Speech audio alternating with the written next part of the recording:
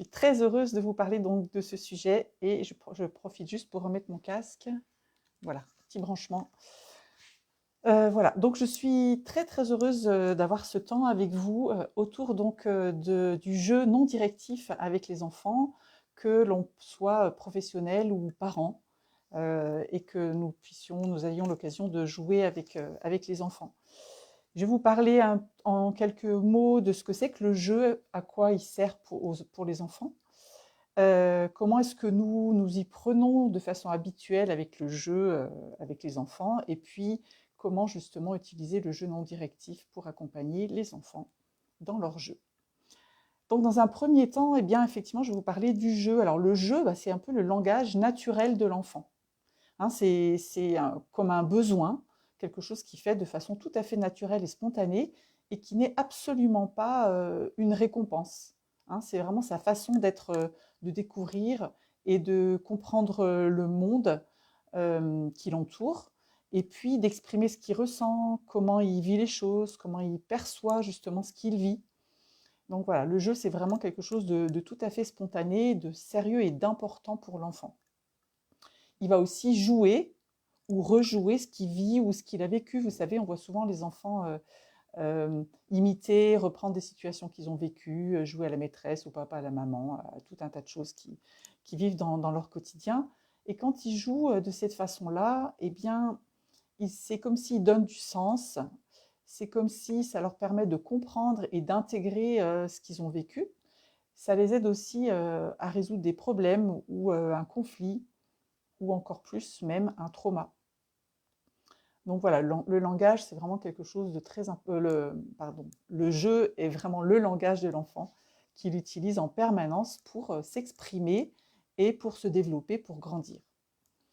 En tant qu'adultes, ce que nous faisons de façon un peu habituelle quand nous jouons avec l'enfant, nous avons plutôt tendance à jouer avec l'intention de lui enseigner par exemple une compétence. Par exemple, quand nous jouons à un jeu de société, eh bien, nous voulons enseigner à l'enfant la capacité d'attendre, ou bien le fait de respecter des règles, ou bien le fait d'apprendre à compter. Voilà. Souvent, nous avons une intention pédagogique quand nous jouons avec les enfants. Nous pouvons aussi, quand nous jouons avec des enfants à des jeux plutôt imaginaires, des fois faire des propositions, lui dire bah, ça serait mieux de faire comme ci, ça serait mieux de faire comme ça, regarde, on pourrait ranger ça comme ça. Ou quand l'enfant n'arrive pas à faire quelque chose, quand par exemple, je ne sais pas moi, il fait un jeu de construction puis qu'il n'arrive pas, ben, on peut avoir tendance à intervenir pour l'aider, hein, pour lui permettre de se sentir compétent, et on a tendance à vouloir l'aider, à le guider. Donc, ce que nous faisons la plupart du temps, c'est plutôt des jeux directifs, où nous sommes euh, directifs, nous faisons des propositions à l'enfant, nous avons des interventions, et souvent nous avons une intention en fait envers l'enfant, pour l'enfant, quand nous jouons de cette façon plutôt directive. C'est ce que je faisais au début, avant de connaître le jeu non directif. Quand je proposais un jeu à un enfant, je savais ce que je voulais qu'il fasse avec, et je savais ce que ça allait lui permettre de faire. Donc c'est pas négatif, mais c'est pas du jeu non directif. Et on verra tout à l'heure à quel point le jeu non directif est encore beaucoup plus efficace pour permettre à l'enfant d'exprimer ce qu'il vit. Alors qu'est-ce que c'est justement le jeu non directif? Eh bien, le jeu non directif, c'est quand on va s'intéresser à ce que l'enfant est en train de faire, donc il est en train de jouer, et donc nous allons observer ce qu'il fait, et puis rentrer en relation avec lui par toute l'observation que nous faisons et l'intérêt que nous lui portons. Nous allons lui offrir à ce moment-là plutôt un temps et un espace dans lequel eh bien, il va pouvoir s'exprimer complètement librement. C'est-à-dire qu'à travers le jeu, il va pouvoir faire, vivre des expériences, des situations qu'il ne peut peut-être pas forcément vivre dans sa vraie vie, dans la réalité. Donc nous allons aller à sa rencontre, observer ce qu'il fait. Et puis, dans le jeu non directif, il y a une deuxième chose qui est très importante, c'est que si l'enfant nous demande de jouer avec lui, nous allons nous laisser guider par lui. Ça, c'est un deuxième aspect qui est extrêmement important, parce que quand on se laisse guider par lui, ça va lui permettre de mettre en scène et d'expérimenter des choses, et de vivre des choses dans son jeu qui correspondent pleinement à son état intérieur. c'est ce qui est parfois difficile en tant qu'adulte, c'est de se laisser guider par l'enfant, hein, parce que nous avons plutôt l'habitude que ce soit nous qui le guidions. Mais là, dans cet espace-là, qui est le sien, eh bien à ce moment-là, c'est nous qui allons nous laisser guider. Alors, comment est-ce qu'on concrètement on utilise le jeu non directif? Donc, par exemple, si je vois un enfant qui est en train de jouer, par exemple, à un jeu de construction, eh bien, je vais m'approcher et puis je vais regarder. Je vais regarder avec beaucoup d'attention ce que l'enfant est en train de faire, mais aussi comment il vit ce qu'il est en train de faire, ce à quoi il est en train de jouer. Et puis, je vais pouvoir refléter ce que je perçois, ce que je vois. Par exemple, l'enfant qui est en train de jouer à un jeu de construction et puis qui est très concentré, et bien là, par exemple, je vais pouvoir dire, et là, tu rajoutes des briques, et puis tu es concentré, tu es attentif, tu poses celle-ci délicatement de façon à ce qu'elle tienne sur celle de dessous. Et puis, si l'enfant manifeste une émotion, qu'il est content, je vais lui dire, et ça te plaît, et tu es content. Et si je vois que l'enfant est fier, eh ben, je vais refléter son émotion et je vais pouvoir lui dire, tu es fier d'avoir construit cette construction. Donc, c'est cette partie-là où je vais nommer l'émotion, je vais faire ce qu'on appelle des reflets empathiques qui permettent à l'enfant de se sentir compris et puis surtout de comprendre aussi ce qui se passe à l'intérieur de lui. On est un petit peu comme un miroir, comme un effet miroir. Je vais aussi décrire ces actions. Donc voilà, tu mets les briques les unes sur les autres, tu observes et tu choisis une brique. Tu as choisi la grosse brique et tu la mets par-dessus la petite, par exemple. Je vais aussi, donc, s'il me demande de jouer avec lui, eh bien, je vais me laisser guider. Par exemple, s'il me demande de venir jouer avec lui à la construction, eh bien, peut-être il va me dire, bah, toi, tu mets les briques là. Alors, je vais dire, par exemple, et toi, tu voudrais que je mette les briques ici. Et puis, je vais faire ce qu'il me demande.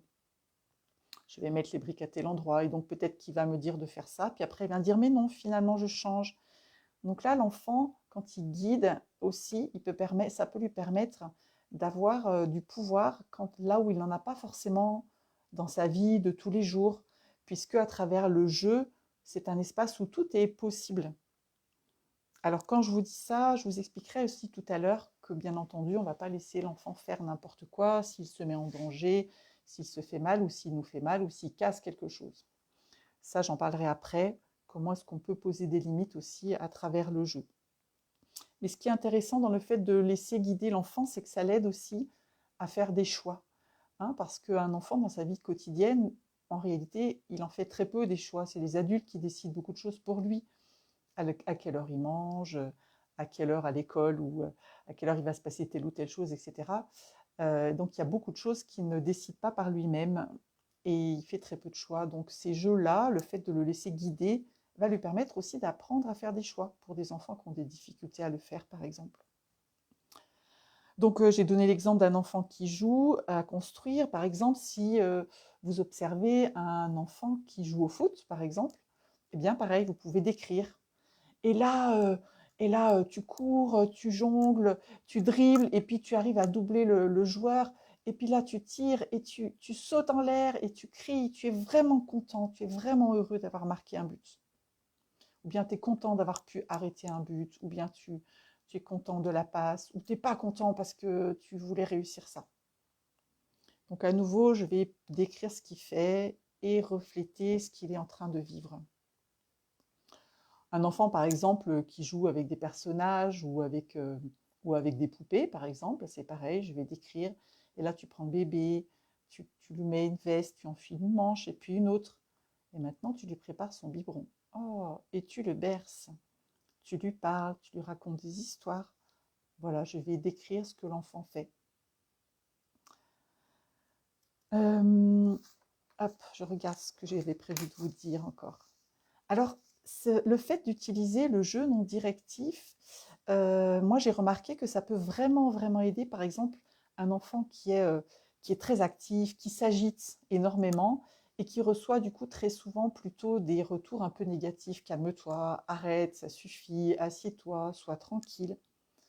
Ces enfants-là qui reçoivent souvent de l'attention négative, Eh bien, on peut utiliser justement le jeu non directif avec ces enfants-là. Par exemple, si je le vois en train de jouer à quelque chose, eh bien, je peux le rejoindre et je peux nommer ce qu'il est en train de faire, nommer ses émotions. Ça va à la fois lui donner de l'attention positive, c'est-à-dire sur quelque chose de positif. Ça va l'aider aussi à, du coup, comprendre ses émotions, se sentir écouté, rejoint, et ça va lui permettre d'aller plus loin aussi dans son jeu. Pour un enfant qui est plutôt réservé ou qui est insécure, qui est assez craintif, eh bien, ça va lui permettre de prendre plus confiance en lui. Le fait d'avoir plus d'espace de liberté, de créativité pour jouer à ce qui l'intéresse et surtout d'avoir cette attention inconditionnelle et bienveillante de l'adulte qui accueille voilà, de façon inconditionnelle son jeu et l'enfant dans son jeu. J'ai un exemple là d'une petite fille qui était arrivée à mon cabinet et ses parents m'avaient dit ben, en fait, vous allez voir, elle va sans doute pas vous parler. Elle a 3 ans, elle parle très très bien, mais elle se cache derrière nous et en général, elle ne va pas vers les autres adultes. Donc, quand elle est arrivée avec ses parents, je me suis juste présentée rapidement et puis je lui ai dit qu'il y avait des jeux qu'elle pouvait aller jouer. Et puis, je me suis assise à côté d'elle à une certaine distance et j'ai commencé à justement à refléter ce qu'elle pouvait ressentir, à décrire ce qu'elle était en train de faire. Très rapidement, elle s'est mise à parler. Alors d'abord, elle parlait toute seule dans son jeu, et puis petit à petit, elle s'est mise à me parler aussi. Et en l'espace de 10-15 minutes, elle a même mis en scène sa problématique. Elle avait 3 ans. Donc c'est vraiment, vraiment intéressant. Moi, à chaque fois, je suis vraiment, vraiment marquée de à quel point ça permet à l'enfant d'être en contact avec lui-même et qu'il y a seulement l'enfant qui sait ce qu'il ressent, qui sait ce qui se passe pour lui, qui sait comment lui, il voit les choses, comment il les perçoit. Nous, nous n'avons pas cette capacité de voir à travers l'enfant et de savoir comment il vit les choses. J'ai un autre exemple d'un enfant que j'accompagne, alors lui par contre en thérapie par le jeu. Et cet enfant, ce jour-là, il arrive un jour, il était vraiment fatigué, il s'assoit par terre et il fait rien. Et donc là, j'ai décrit aussi simplement. Tu es là, tu es posé, tu regardes autour de toi. Puis après, il a commencé à tourner, il était sur ses fesses. Je lui dis maintenant tu tournes, tu tournes. Puis petit à petit, il a retrouvé le sourire et puis après, hop, il s'est mis à jouer. Donc voilà, être avec beaucoup d'attention et aussi beaucoup de respect de ce que l'enfant est en train de faire, eh bien, ça lui donne suffisamment de sécurité pour pouvoir continuer de développer son jeu et se sentir compris, accompagné et sécurisé. Euh, donc, ça aide aussi les enfants qui ont du mal à réguler leurs émotions, justement, les enfants qui débordent et qui, justement, ben, reçoivent beaucoup d'injonctions, de se calmer, d'arrêter, etc. Le fait dans un jeu qu'ils puissent exprimer leurs émotions de façon parfois intense et d'entendre un reflet empathique et un accueil inconditionnel, ça les aide aussi à prendre conscience de leurs émotions, à pouvoir mettre des mots dessus. Quand ils entendent un adulte, justement, pouvoir nommer ce qu'ils ressentent. Et tout à l'heure, je vous ai dit que on pose aussi des limites, c'est-à-dire que ce n'est pas parce que c'est un espace de liberté dans lequel l'enfant peut jouer à ce dont il a besoin pour pouvoir voilà, euh, résoudre des problèmes ou comprendre certaines choses, exprimer certaines choses. Il y a quand même bien sûr des limites qu'on ne peut pas laisser l'enfant se faire mal, abîmer quelque chose, nous faire mal à nous aussi. Et donc quand on pose une limite, on commence toujours par l'empathie. Par exemple, un enfant qui joue au foot et qui va tirer fort sur quelqu'un d'autre, par exemple, on va lui dire tu as très envie de jouer au foot et tu aimes tirer très fort. Et je ne peux pas te laisser tirer fort sur un copain, c'est pas possible parce que ça fait mal. Voilà. Donc, quand on pose une limite, on exprime toujours l'empathie d'abord pour que l'enfant puisse se sentir d'abord compris dans son besoin, son émotion qu'il est en train de vivre, parce que l'émotion, elle est accueillie, elle est pleinement acceptée. Ce qui n'est pas accepté, c'est le comportement. Donc avec cette méthode-là de pose de limite, eh bien, ça va aider vraiment l'enfant à pouvoir continuer de jouer en se sentant en sécurité, parce que laisser aussi un enfant se faire mal à quelqu'un d'autre ou casser quelque chose, eh bien, c'est aussi le mettre dans une situation d'insécurité. Donc, ce cadre que l'on va offrir dans le jeu non directif, c'est un espace de liberté, mais aussi sécure. Donc, ce jeu-là non directif, on peut l'utiliser dans le quotidien, qu'on soit parent, par exemple, pour avoir un moment pleinement de connexion, hein, parce que ça nourrit vraiment le lien, la relation. Le fait comme ça d'être attentif à ce que fait l'enfant, de pouvoir refléter ses émotions, de pouvoir décrire ce qu'il est en train de faire, eh bien, ça l'aide énormément à se sentir reconnu, pleinement écouté, exister comme une personne vraiment à part entière, et ça permet vraiment de nourrir la relation. Il se sent accueilli de façon inconditionnelle, il se sent aimé, respecté, et donc c'est très important dans une relation entre parents et enfants. Dans le milieu professionnel, alors que vous soyez avec des enfants plus grands ou plus petits, eh bien, ça va aussi permettre à l'enfant de savoir qu'il peut compter sur vous, qu'il a cet espace qui lui est offert pour qu'il puisse pleinement dire ce qu'il ressent en sécurité. Et donc parfois, selon le milieu dans lequel vous travaillez, je pense peut-être à l'école ou au centre de loisirs ou peut-être en crèche, voilà, eh bien vous êtes des figures d'attachement importantes pour les enfants, c'est-à-dire un adulte sur lequel il peut compter pour avoir du soutien s'il en a besoin quand il est en train de vivre quelque chose qui peut être un petit peu difficile. Et donc il sait qu'il va pouvoir le partager avec cet adulte. Et donc ce temps-là de jeu non directif que vous pouvez lui proposer, eh bien ça va nourrir cette relation de confiance avec l'enfant. Et puis, ça lui permet de prendre conscience aussi de ses compétences, de ses émotions, comme j'ai dit tout à l'heure, et puis de toutes les expériences relationnelles, d'apprentissage qu'il peut vivre. Donc, je me souviens que quand j'ai commencé à utiliser la thérapie, le jeu non directif, il fallait vraiment que je m'empêche de faire ce que j'avais l'habitude de faire, c'est-à-dire de poser des questions à l'enfant. C'était aussi une façon de m'intéresser à lui, hein, mais de lui poser des questions, de lui faire des propositions. Et si tu faisais ça, et si tu faisais ça.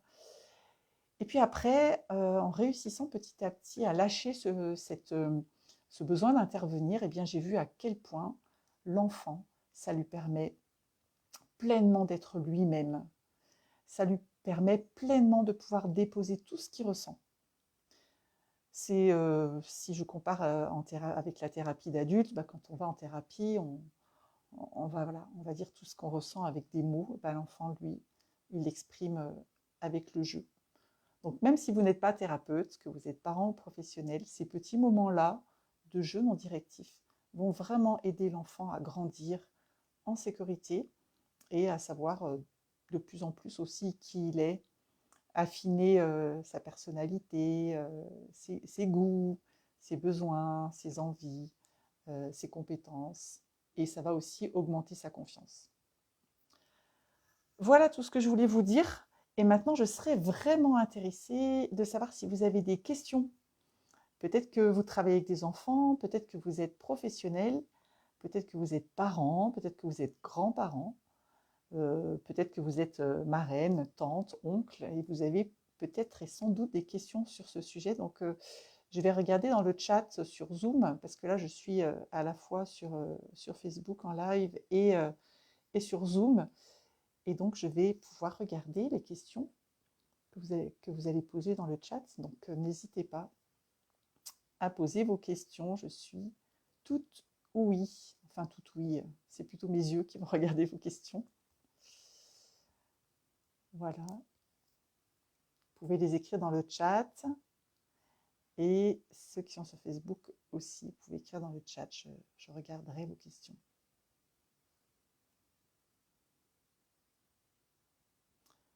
Alors.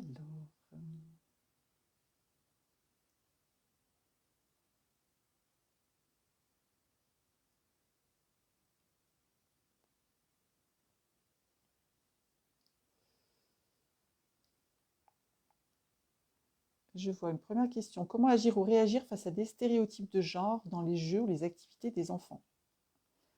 Oui, donc là, par exemple, ça fait partie des choses, je pense, où quand on a envie de transmettre une valeur aux enfants, on va avoir tendance à être plutôt directif, à vouloir expliquer, etc. Là, par exemple, je ne sais pas moi si un enfant, comment agir ou réagir face à des stéréotypes de genre dans les jeux, dans les activités des enfants. Est-ce que vous pouvez donner un exemple? Parce que moi, ce qui me vient, je ne sais pas moi si c'est un enfant qui met en scène un parent ou une femme ou un homme et puis qui dit, je ne sais pas moi, les hommes, ils doivent être très forts ou ils sont plus forts que les femmes, par exemple. Ça peut susciter chez nous une réaction si on n'est pas d'accord et qu'on a envie de dire à l'enfant que c'est un stéréotype et que ce n'est pas forcément la réalité. Peut-être qu'à ce moment-là, si l'enfant il joue, par exemple, il va dire ouais, mais de toute façon, moi je suis plus fort que toi parce que je suis un garçon. Et là, par exemple, on va refléter, on va dire, par exemple, Hum, il pense, euh, il pense ce monsieur ce personnage qu'il est plus fort que cette dame, par exemple. Et donc l'enfant, ça va l'inviter à continuer son histoire et puis, euh, et puis à développer un petit peu plus ce qu'il pense, ce qu'il croit. Et il va falloir résister au fait de lui donner notre avis, parce que dans le jeu non directif, on ne donne pas son avis. Voilà, on ne donne pas son avis, on reflète simplement ce que vit l'enfant. Nous, ça nous aide à comprendre ce qu'il a intégré, comment il voit le monde, justement. Peut-être on est tous, de toute façon, je pense, soumis aux stéréotypes de genre de façon complètement inconsciente, même nous les adultes. Voilà. Dites-moi si ça répond à votre question. Ah, je vois un autre message. Comment accompagner un enfant qui veut tout casser? Ah oui, il le dit lui-même d'ailleurs. Mettre des mots sur sa colère s'arrange, ne semble pas suffire. Oui, exactement. Donc, il le dit en plus. Ah, toi, tu as vraiment envie de tout casser. Tu as envie de tout casser et tu es très en colère. Et là, tu as envie de tout casser. Là, je ne peux pas te laisser faire aujourd'hui. Mais tu es très, très en colère. Et puis, s'il est très en colère et qu'il continue d'essayer de casser, dans ce cas-là, on va lui dire, là, tu ne peux pas casser, je ne peux pas te laisser faire. Maintenant, on va arrêter de faire ça. C'est-à-dire on va aussi nommer la limite. Donc, au début, on nomme la limite.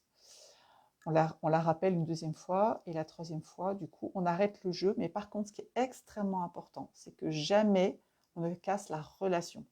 C'est-à-dire que l'enfant sait que malgré son comportement, la relation, elle est toujours là. C'est-à-dire, donc c'est pas possible que tu casses tout. Donc il va redire, mais si, moi je veux tout casser, ou bien il commence à casser des choses. Là, on va lui dire, stop, tu es très en colère, je ne peux pas te laisser faire ça. Maintenant, on va aller faire autre chose. Tu ne peux plus jouer avec ça. Voilà. Mais on va rester quand même dans la relation. Alors, comment procéder avec un groupe, que ce soit un atelier de loisirs ou thérapie? Qu'il y a-t-il un effet favorable ou limite? Pour préciser, j'utilise les jeux du théâtre avec des groupes de 7-12 ans. Comment procéder avec un groupe, que ce soit un atelier de loisirs ou thérapeutique?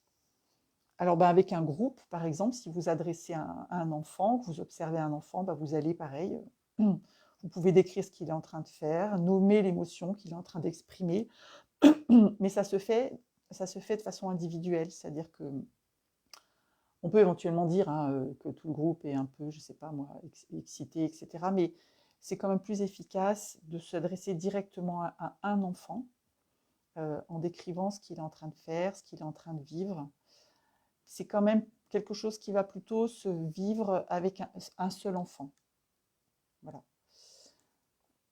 Y a-t-il un effet favorable ou une limite? Bah oui, la limite, c'est que ça va être plutôt des moments où vous allez vous adresser à un seul enfant à la fois, même s'ils sont en groupe. Je pense en crèche, par exemple, aussi, ou en classe. Eh bien, on peut tout à fait s'adresser à un seul enfant. Ça ne dure pas très très longtemps, en fait. Ça lui donne aussi un temps d'attention. Ça nourrit l'attachement, ça nourrit la confiance et la relation. Mais oui, la limite, c'est qu'effectivement, on ne peut pas utiliser la thérapie, enfin le jeu non directif de façon globale, en tout cas comme il est pensé, avec un groupe. Ouais, et puis vous utilisez le théâtre avec des groupes de 7-12 ans. Oh, ça doit être super intéressant. Super. Voilà. Est-ce que je voudrais savoir si j'ai répondu à vos questions là par rapport au groupe? et par rapport à l'enfant qui veut tout casser.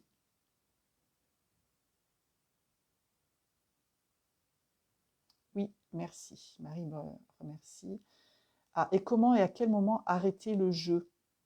Alors, arrêter le jeu, c'est-à-dire quand on n'a plus envie de jouer, l'adulte, ou ou au moment où on pose une limite. Parce que par exemple, je peux choisir, je peux décider, si je suis parent par exemple, de jouer pendant 10 minutes, 15 minutes, 20 minutes avec l'enfant, une demi-heure, je ne sais pas. Et dans ce cas-là, peut-être qu'on peut mettre un sablier puis dire à l'enfant, voilà, là je suis disponible pour être avec toi dans ton jeu pendant 20 minutes. Et par exemple, on peut annoncer 3 minutes avant la fin, il reste 3 minutes. Et puis ensuite, il reste 1 minute, par exemple. Si c'était ça la question, c'est comme ça qu'on fait, en tout cas en thérapie par le jeu non directive. On va vraiment préparer l'enfant, lui disant 5 minutes avant, il reste 5 minutes pour ton temps spécial, parce qu'en thérapie par le jeu, on appelle ça le temps spécial. Et puis ensuite, il reste 1 minute, et ensuite, le temps spécial est terminé, et à ce moment-là, on va raccompagner l'enfant à la sortie. Donc là, c'est vraiment dans le cadre de la thérapie par le jeu, qui est quand même un cadre très spécifique. Et à ce moment-là, l'enfant ne range pas ce qu'il a sorti. C'est comme si vous, quand vous êtes chez le psy, vous n'allez pas ranger tout ce que vous venez de déballer à votre psy. Vous n'allez pas remettre vos idées, ranger vos émotions, etc. Donc quand la séance est terminée, l'enfant s'en va et c'est le thérapeute qui range. Voilà.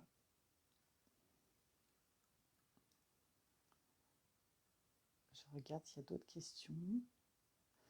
Donc on peut utiliser le jeu non directif en tant que parent, en tant que professionnel de façon ponctuelle pour aider l'enfant à mieux se comprendre, pour mieux comprendre l'enfant, pour l'aider à exprimer des émotions, etc. Et puis, dans un autre contexte, il y a la thérapie par le jeu non directive. Mais donc là, c'est vraiment un contexte très particulier où l'enfant va venir en séance. Les séances, elles sont toujours pareilles. Elles commencent de la même façon, elles se terminent de la même façon. Et pendant toute la séance, on va faire exactement ce que je vous ai décrit, c'est-à-dire exprimer l'empathie à l'enfant, décrire ce qu'il fait, c'est ce qu'on appelle le tracking. Et puis, l'enfant, ensuite, à la fin de la séance, il s'en va et on sait qu'on se retrouve la fois suivante. Dans les séances de thérapie par le jeu non directive, on peut donc être amené aussi à poser des limites quand l'enfant risque donc de se faire mal, se met en insécurité, peut nous faire mal à nous ou peut casser quelque chose. Alors, est-ce qu'il y a d'autres questions? Super, en tout cas, je vois que vous étiez nombreux et nombreuses aujourd'hui à vous intéresser aux jeux non directifs. Eh bien, je serais très heureuse de savoir quand vous allez tester, d'avoir vos retours. J'en profite aussi pour vous dire que nous avons une journée justement d'atelier spécifique sur le jeu qui aura lieu en ligne et qui aura lieu le vendredi 17 avril, donc la semaine prochaine. Et la formation de thérapie par le jeu non directive commencera, il y aura une nouvelle session qui commencera au mois de septembre, le 10, 11, 12 et 13 septembre. Donc c'est 4 jours continus et ensuite ça va être la pratique supervisée pendant à peu près 1 an pour pouvoir ensuite pratiquer la thérapie par le jeu non directive. Vous allez recevoir par mail toutes les informations pour toutes les personnes qui s'étaient inscrites à ce webinaire. Vous allez recevoir par mail donc les informations de ces je vais y arriver, de cet atelier par le jeu en ligne et de la formation de thérapie par le jeu non directive. Et ensuite, vous pourrez aussi retrouver le replay de ce webinaire aujourd'hui, ainsi que les autres webinaires, les replays des autres webinaires qui ont déjà eu lieu avant celui-ci. Il y aura d'autres webinaires qui vont pouvoir avoir lieu à chaque fois tous les premiers mardis du mois à la même heure sur d'autres thèmes qui peuvent être sur le jeu ou sur le couple.